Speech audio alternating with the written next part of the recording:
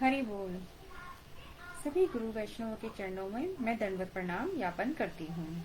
हम पुस्तक पढ़ रहे थे महत्वपूर्ण वैष्णव शिक्षाएं, जो कि श्रील गुरुदेव भक्ति विबोध बोधायन गोस्वामी महाराज द्वारा लिखी गई है।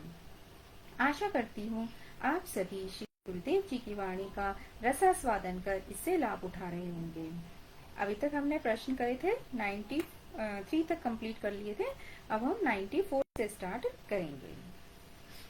उससे पहले हम श्रील गुरुदेव गुरु परंपरा वो भगवान के चरणों में वंदना करते हैं।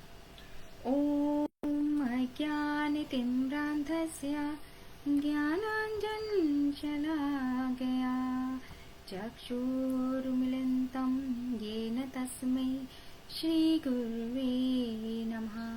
हे कृष्णा करुणा सिन्धो दीनबन्धो जगत्पते गोपेश गोपिकान्त राधाकान्त नमस्ते ते। तप्त कांचन गौरांगी राधे वृंदावनेश्वरी वृषभानुसुते देवी प्रणमामि हरिप्रिया। श्री कृष्ण चैतन्य प्रभु नित्यानंदा श्री अद्वैत गदाधर श्रीवासादि गौर भक्तवृंदा। हरे कृष्णा कृष्णा कृष्णा हरे हरे हरे राम राम राम हरे हरे। हमारा प्रश्न था 94 से। उसमें प्रश्न है, हम प्रत्येक जीव को किस प्रकार सम्मान प्रदान कर सकते हैं। इसमें श्रील गुरुदेव लिखते हैं, सम्मान का अर्थ है सर्वोच्च अधिकारी द्वारा स्थापित नियम कानूनों का पालन करना। अखिल ब्रह्मांड के सर्वोच्च अधिकारी हैं भगवान श्री कृष्ण। वे जानते हैं कि सभी जीवों के कल्याण के लिए सर्वोत्तम क्या है, इसलिए उन्होंने मनुष्य जीवन को 4 चरणों में विभाजित किया है। प्रत्येक चरण को आश्रम कहते हैं। प्रत्येक जीव को अपने आश्रमानुसार नियमों का पालन करना चाहिए। ये 4 आश्रम हैं, ब्रह्मचर्य, गृहस्थ, वानप्रस्थ और संन्यास। प्रत्येक आश्रम के अपने अपने नियम व कर्तव्य हैं। प्रत्येक आश्रम में ही सम्मान की बात कही गई है। मैं कुछ उदाहरण दे रहा हूँ। गृहस्थ आश्रम में माता पिता अपनी संतान का लालन पालन करते हैं और जब माता पिता बूढ़े हो जाते हैं तब उसी संतान का कर्तव्य है कि वह अपने माता पिता की देखभाल करे। एक पत्नी का कर्तव्य है कि वह अपने पति को घर का स्वामी मानकर उसका सम्मान करे। उसके पति को चाहिए कि वो भी अपनी पत्नी को अपने परिवार का आभूषण समझे और पत्नी को पूर्ण सम्मान प्रदान करे। जिस प्रकार एक स्त्री अपनी कीमती और सुंदर आभूषणों का सम्मान करती है। संन्यास जीवन में अपने आचरण द्वारा आध्यात्मिक जीवन का पालन करना चाहिए। उन्हें लाभ, पूजा, प्रतिष्ठा आदि भौतिक इच्छाओं से दूर रहकर नियमित रूप से हरिनाम करना चाहिए। उन्हें दैन्य एवं सहिष्णु होना चाहिए। केवल मनुष्य ही नहीं, एक सन्यासी को सभी जीवों के कल्याण की चिंता करनी चाहिए। चाहे हम मंदिर में रहें, ऑफिस में रहें या पढ़ रहे हों, जीवन के प्रत्येक क्षेत्र में पर्यावरण के प्रति तथा दूसरे जीवों के प्रति सम्मान हमारे व्यवहार का एक अभिन्न अंग होना चाहिए। जो मंदिर में रहते हैं उन्हें सेवा द्वारा विग्रह, गुरु तथा वैष्णव का सम्मान करना चाहिए। भौतिक जगत में ऑफिस, व्यवसाय आदि में कर्मचारी, स्वामी सभी को एक दूसरे का सम्मान करना चाहिए, क्योंकि सब मनुष्य हैं और सभी मनुष्य सम्मान के अधिकारी हैं। सभी को आयु, योग्यता, जाति, पद आदि का विचार न करते हुए एक दूसरे का सम्मान करना चाहिए। एक अच्छा नियोक्ता अर्थात ऑफिस में मैनेजर, स्वामी आदि अपने कर्मचारियों की इच्छा की अच्छी आर्थिक स्थिति एवं स्वास्थ्य आदि की कामना करते हुए उन्हें सम्मान प्रदान करता है और बदले में कर्मचारी नियोक्ता की पारदर्शिता तथा उदारता के प्रति आभार व्यक्त कर उसे सम्मान प्रदान करेंगे। जहाँ तक शिक्षक एवं छात्र की बात है, तो एक शिक्षक को हमेशा सोचना चाहिए कि कैसे मैं छात्रों को अच्छी से अच्छी शिक्षा दूं, ताकि वे अपने जीवन में आगे बढ़ सकें और छात्र को अपने शिक्षक के द्वारा बताए गए पाठ्यक्रम का दृढ़ता से पालन करना चाहिए। इस प्रकार हम देख सकते हैं कि सम्मान समाज में सफलता, शांति और तथा सामंजस्य का केंद्र है। मैं आशा करता हूँ कि पाठक गण जीवन के हर क्षेत्र में सम्मान के महत्व को समझ गए होंगे। प्रश्न 95, हम नकारात्मक व्यवहार करने वाले लोगों का सम्मान कैसे करें? इसमें श्रील गुरुदेव लिखते हैं, कलह प्रिय कलयुग में अधिकांश लोग नकारात्मक प्रवृत्ति के हैं। कलयुग में हमारी बुद्धि सीमित है और आयु अल्प है, अधिक से अधिक 100 वर्ष। इस अल्प आयु में भी आधा जीवन सोने में, कुछ बीमारी में, कुछ बचपन में, खेल कूद में और कुछ जवानी के सुख भोग में बीत जाता है। एक बुद्धिमान व्यक्ति को समझना चाहिए कि हमारे पास अधिक समय नहीं है, इसलिए उसे दूसरों के नकारात्मक व्यवहार पर ध्यान देने में समय व्यर्थ नहीं गंवाना चाहिए, अपितु हमें सदैव आशावादी होना चाहिए। समाज में शांति बनाए रखने के लिए अति सहनशील बनकर हमें सबका सम्मान करना चाहिए और अपनी तरफ से लोगों के नकारात्मक व्यवहार को सकारात्मक व्यवहार में बदलने का यथासंभव प्रयास करना चाहिए। मनुष्य होने के नाते जीवों का कल्याण एवं सबका भला सोचना हमारा कर्तव्य है। इसलिए हमें एक व्यक्ति की नकारात्मक को सकारात्मक में बदलने का कम से कम 3 बार प्रयास अवश्य करना चाहिए और यदि हमें सफलता ना मिले तो उस व्यक्ति से दूर रहते हुए भगवान से उस व्यक्ति के कल्याण के लिए प्रार्थना करनी चाहिए। अगला प्रश्न है हमारा 96, जप करते समय हमें क्या ध्यान करना चाहिए? क्या यह ध्यान कनिष्ठ, मध्य एवं उत्तम 3 भक्तों के लिए अलग अलग होता है? इसमें श्रील गुरुदेव लिखते हैं, हमारे पूर्व आचार्यों के अनुसार जप करते समय जो भी ध्यान करेंगे वही हमें फलस्वरूप प्राप्त होगा। इसलिए हमें पूर्व आचार्यों द्वारा दिए गए निर्देशों के आधार पर ही ध्यान करना चाहिए।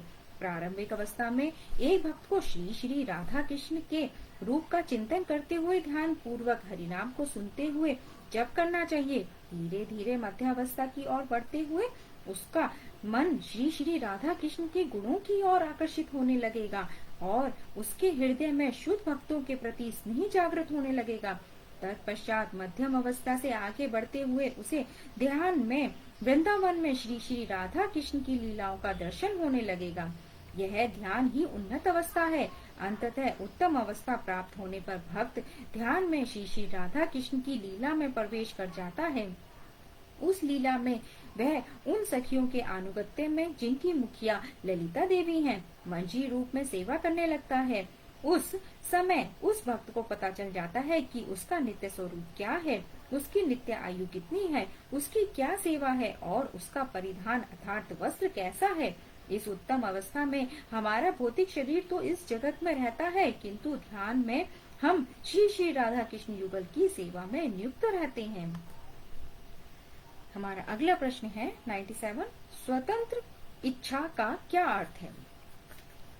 जब हमारी इच्छा में किसी अन्य व्यक्ति या अन्य शक्तियों के कारण कोई बाधा अथवा हस्तक्षेप नहीं होता तो वह इच्छा स्वतंत्र इच्छा कहलाती है। इस जड़ जगत में केवल मनुष्य को ही स्वतंत्र इच्छा प्राप्त है। मनुष्य के अतिरिक्त अन्य के सभी जीव जंतु अपने प्राकृतिक स्वभाव के अधीन हैं। उदाहरण के लिए जीव जंतु अपने धार्मिक पथ का चयन नहीं कर सकते, ना ही उनके अंदर यह योग्यता है कि वे पूछ सकें कि भगवान है या नहीं। जबकि मनुष्य के पास सोचने समझने की शक्ति है, उसके पास स्वतंत्र इच्छा है। वह चयन कर सकता है कि वह आस्तिक बनना चाहता है अथवा अनास्तिक। वह एक हिंदू, मुस्लिम, ईसाई, सिख और अथवा जैन आदि किसी भी धार्मिक पंथ के अनुसार भगवान में विश्वास रख सकता है या फिर पूरी तरह से भगवान होने को नकार सकता है। मनुष्य संघ के आधार पर अपनी प्रकृति का निर्माण करता है। उदाहरण के लिए यदि कोई डॉक्टर बनना चाहता है तो वह अपनी स्वतंत्र इच्छा से उसी क्षेत्र के लोगों का संग करना चाहेगा। फिर उस संग के प्रभाव से वह अपने लक्ष्य की ओर बढ़ सकता है। यही नियम किसी विशेष आध्यात्मिक मार्ग को चुनने और उसका अनुपालन करने पर भी लागू होता है। किसी विशेष आध्यात्मिक मार्ग का अनुपालन पूरी तरह से जीव की स्वतंत्र इच्छा पर ही निर्भर करता है। अगला हमारा प्रश्न है 98, हम कर्म क्यों करते हैं? इसमें श्रीला गुरुदेव लिखते हैं, सबसे पहले तो हमें कर्म का अर्थ समझना होगा। कर्म का अर्थ है कोई कार्य करना।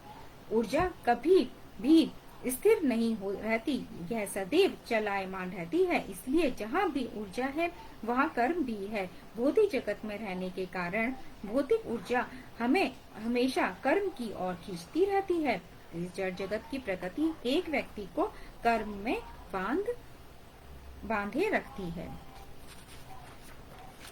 इसी प्रकार से एक व्यक्ति जब भौतिक प्रकृति से परे आध्यात्मिक प्रकृति के प्रभाव में आता है तब भी उसे कर्म करना पड़ता है, लेकिन तब उसके कर्म भगवान की संतुष्टि के लिए होते हैं। ऐसे कर्म को भक्ति कहते हैं। इस प्रकार हम देखते हैं कि एक कर्म भौतिक लाभ के लिए है तो दूसरा कर्म श्री कृष्ण की प्रसन्नता के लिए है। चाहे भौतिक कर्म करें या अथवा आध्यात्मिक, हमें सदैव कर्म तो करना ही पड़ेगा।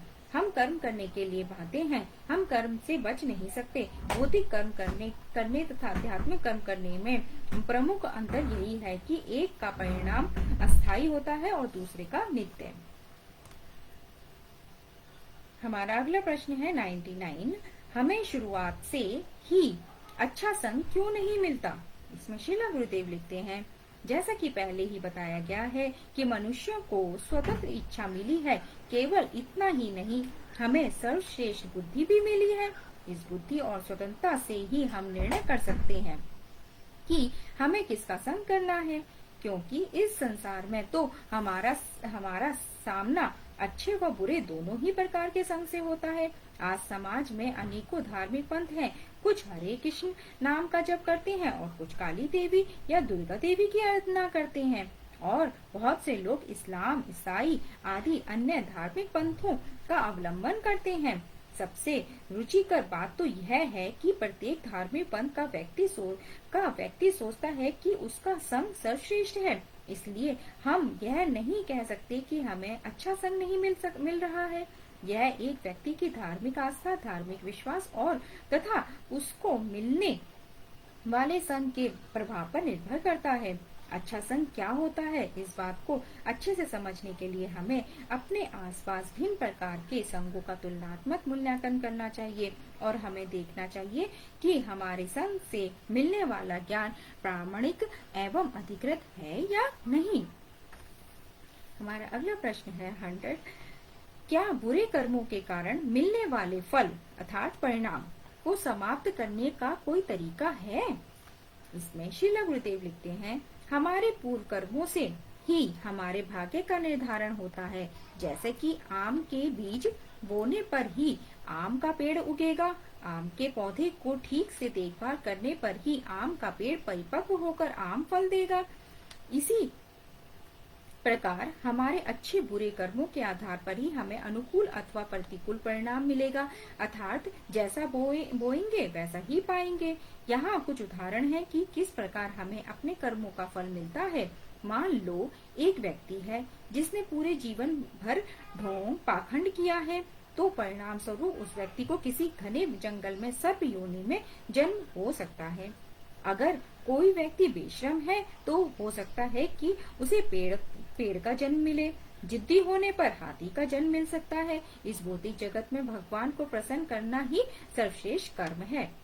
शास्त्रों के अनुसार इस कलयुग में भगवान के नाम का कीर्तन करना ही भगवान को प्रसन्न करने का सबसे सरल उपाय है। लघु भागवत में इस तरह लिखा गया है। लघु भागवते है छोटी सी, जिसमें हरि विक्ति विलास में लिखा गया है, वर्तमानन्तु यत् पापम यत् भूतम यत् भविष्यति तत् सर्व निर्दहत्याशु गोविंदानल कीर्तनाम नातम। इस लघु भागवत में लिखित है, हम वर्तमान में जो भी पाप कर रहे हैं, भूतकाल में जो भी पाप कर चुके हैं और भविष्य में जो भी पाप कर्म करेंगे, समस्त पाप कर्म की गोविंद के नाम रूपी कीर्तन की अग्नि में एक बार में ही विनष्ट हो जाते हैं। हमारा अगला प्रश्न है 101, कृपया जप माला का महत्व समझाइए। इसमें श्रीला गुरुदेव लिखते हैं, जपमाला श्री वृंदावन धाम का ही प्रतिरूप है, विशेष रूप से इसके मुख्य निवासियों का प्रतिरूप है। जपमाला के मन के श्री श्री राधा कृष्ण सखियां गोप गोपी पौर्णमासी तथा गोपेश्वर महादेव के स्वरूप हैं। सुमेरु मंगल युगल रूपम पार्श्वे च अष्ट सखी तथा चतुः षष्ठी गोपी कान च दवांत्रिशद गोप बालकः वीरावृंदा पौर्णमासी गोपेश्वर समन्वितम एवं कर्मेण मालां ही संतष्टोस्त्रत जपेतः। इसमें आगे लिखते हैं, जप माला में 108 मनके होते हैं। सबसे ऊपर के प्रमुख मनके को सुमेरु कहते हैं। सुमेरु मन का श्री श्री राधा कृष्ण है। उसके बाद मोटे मनके की तरफ से पहले 8 मनके प्रमुख सखियां हैं, ललिता, विशाखा, चित्रा, चंपकलता, रंग देवी, सुदेवी, इंदुलेखा तथा तुंग विद्या। हर सखी की 8 सहायिकाएं होती हैं। इस प्रकार कुल 64 सहायिकाएं हैं। जपमाला में 8 सखियों के बाद 64 मनके इनकी सहायक गोपियां हैं। इन सहायक गोपियों के नाम निम्नलिखित हैं।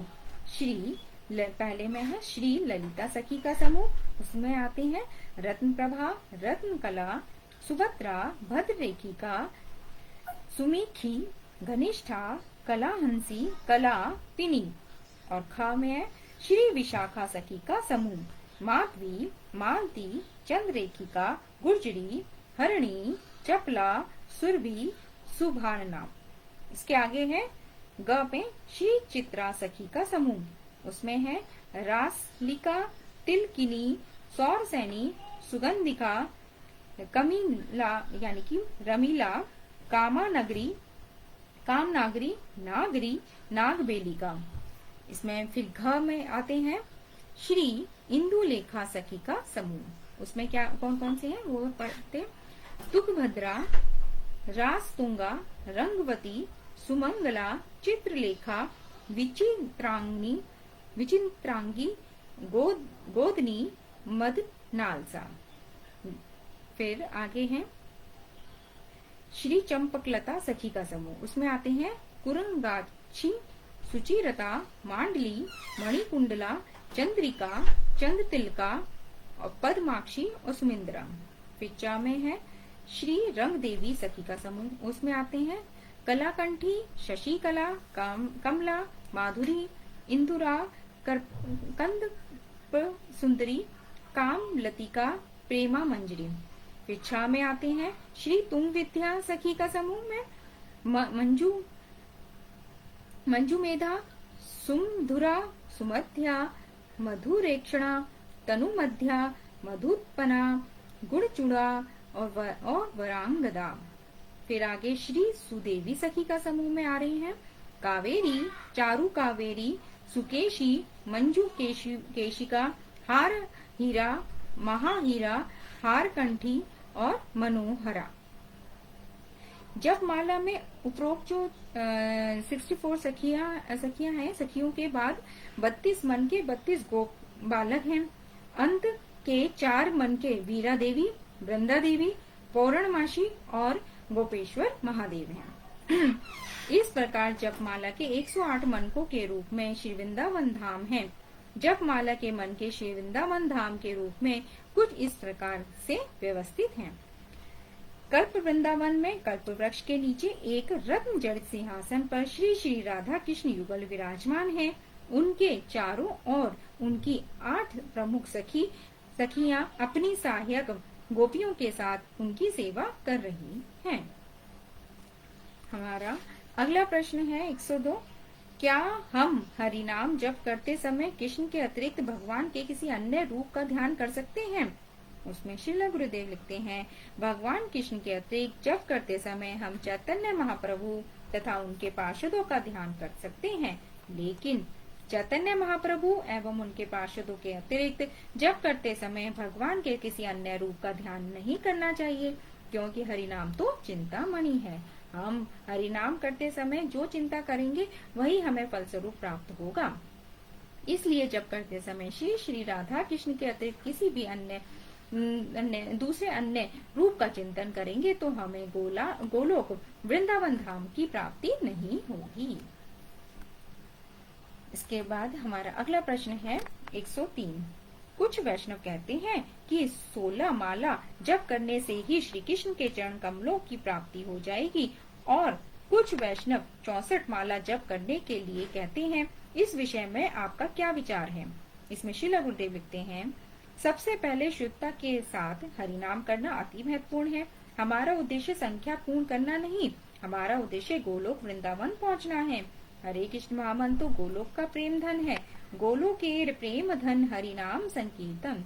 श्री चैतन्य भगवान में चैतन्य महाप्रभु की एक लीला का वर्णन है जिसमें उन्होंने अपने पार्षदों को प्रतिदिन 1 लाख हरिनाम जप करने का निर्देश दिया है। 1 लाख हरिनाम मतलब 64 माला जप। चूंकि हम श्री चैतन्य महाप्रभु के अनुयायी हैं, इसलिए हमारे लिए प्रतिदिन ध्यान पूर्वक कम से कम 64 माला हरिनाम जप करना ही श्रेष्ठकर है। आशा करता हूँ कि पाठकगण उपरोक्त बिंदु को भली भांति समझ गए होंगे। हमारा अगला प्रश्न है 104। इसमें क्वेश्चन है, क्या हमारे लिए हरे कृष्ण महामंत्र को छोड़कर भक्ति के अन्य अंगों के द्वारा कृष्ण प्रेम प्राप्त करना संभव है? इसमें श्रील गुरुदेव लिखते हैं, मैंने अपने गुरु पूज्यपाद श्री भक्ति प्रमोदपुरी गोस्वामी ठाकुर और अपने परम गुरुदेव श्रीला भक्ति सिद्धांत सरस्वती ठाकुर प्रभुपाद से हरिनाम जप की प्राथमिकता के बारे में बार बार सुना है। श्री चैतन्य चरितामृत में लिखा है, साधु संग नाम कीर्तन भागवत श्रवण मथुरा वास श्री मूर्तिर श्रद्धाए सेवन सकल साधन श्रेष्ठ एई पंच अंग कृष्ण प्रेम जन्मये एई पांचेर अल्प संग।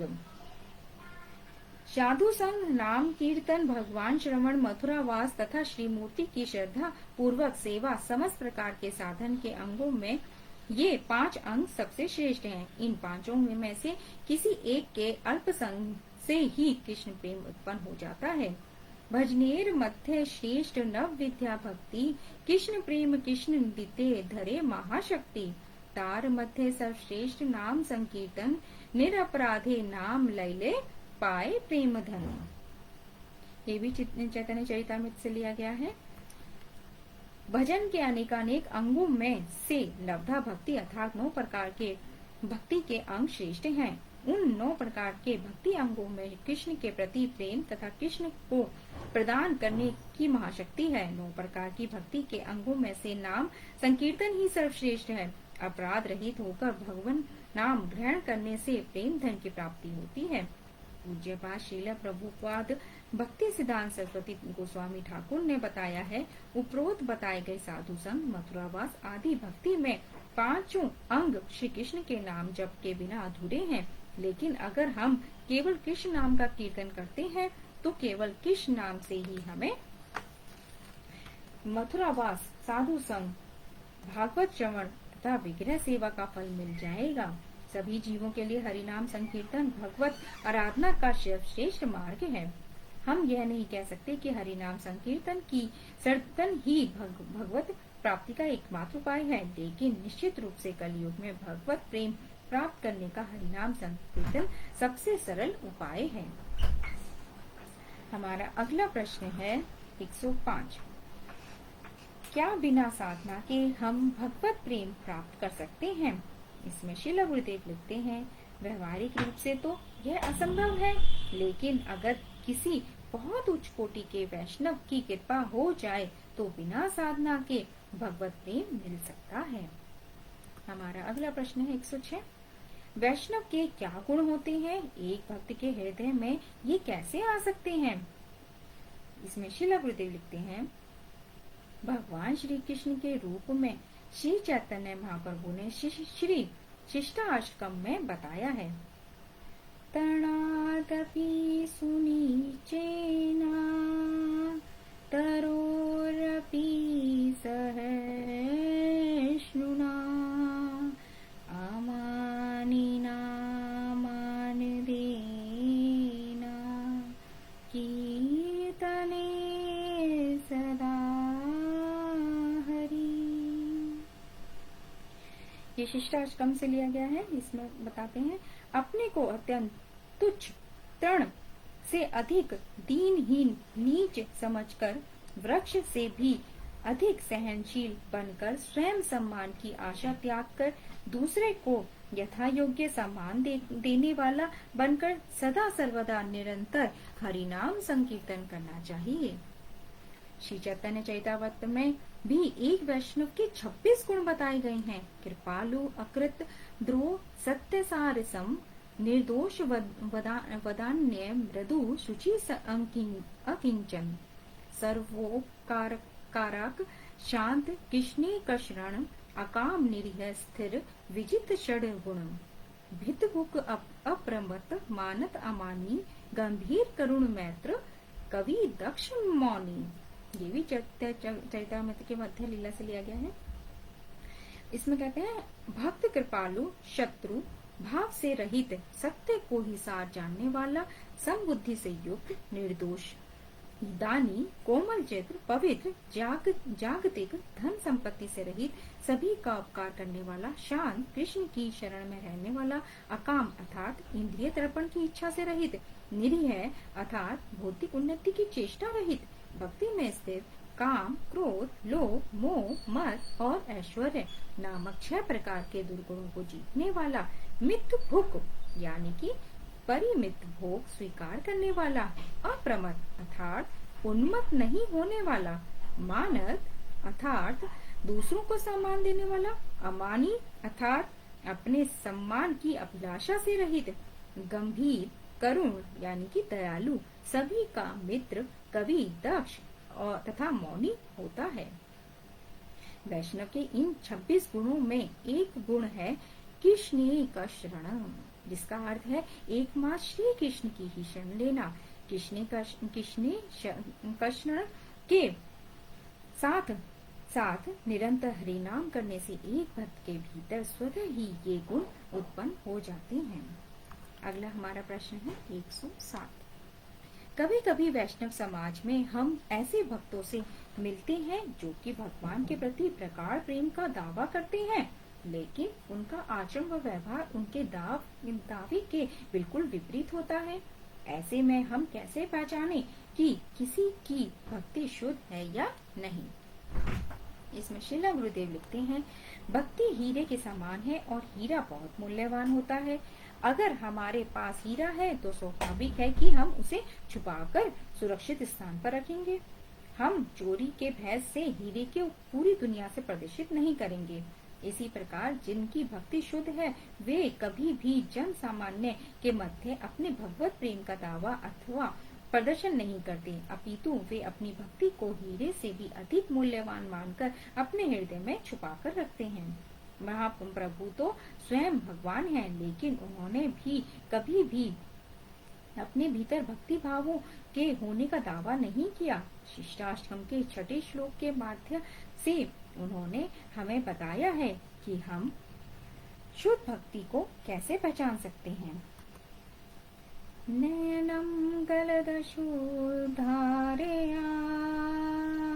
वदनम गदगदरुदिया गिरा पुलकेन चेतं वपुहा कदा तव नाम गिरणे भविष्यति।